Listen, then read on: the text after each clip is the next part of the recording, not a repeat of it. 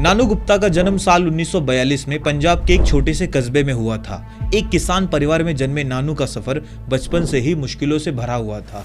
इसीलिए साल 1954 में सिर्फ 12 साल की उम्र में नानू अपने परिवार के साथ नए सपने और नई उम्मीदों को लेकर मुंबई आए।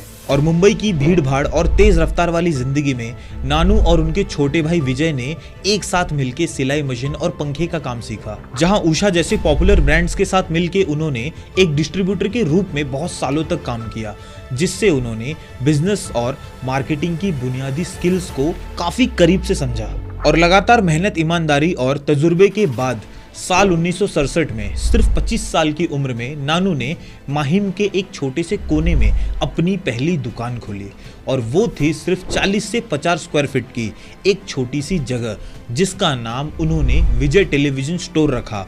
और उस जगह का रेंट था 30 रुपए प्रति महीना। और सपनों से भरी उस दुकान में टीवी और सिलाई मशीन से शुरुआत तो हो गई थी, लेकिन उनके इरादे इस दुकान को टीवी और ट्रांजिस्टर्स जैसे इलेक्ट्रॉनिक्स तक ले जाने के थे। और उनके इस सपने को हकीकत में बदलने का जुनून आज भी उनकी लेगेसी में साफ दिखता है। लेकिन उनका सफर इतना भी आसान नहीं होने वाला था, क्योंकि उनके पास ना तो ज्यादा पैसे थे और ना ही ज्यादा रिसोर्सेस। और रोज सुबह से लेकर शाम तक दुकान पे खड़े रहना, हर दिन कस्टमर का इंतजार करना और रात में उन्हीं सपनों के साथ सो जाना, ये उनका रोज का हाल था। उनके लिए तो मानो हर दिन जैसे एक नई लड़ाई थी।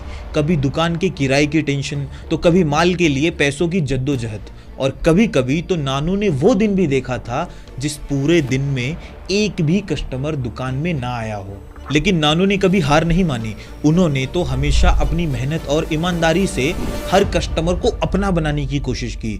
उनका तो बस एक ही मंत्र था कि कस्टमर सबसे पहले।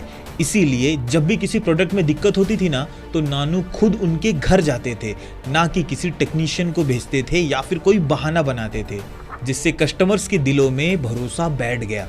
और इसी पर्सनल टच ने नानू को धीरे धीरे एक छोटे व्यापारी से मुंबई के इलेक्ट्रॉनिक्स बाजार का एक बड़ा नाम बना दिया। और कई बार ऐसा होता था कि जब भी कोई कस्टमर टीवी लेने आता हो या फिर उसके पास कभी कभी पैसे कम पड़ जाते थे, तब नानू उसकी प्रॉब्लम्स को समझ के एक बेहतर सॉल्यूशन निकालते थे।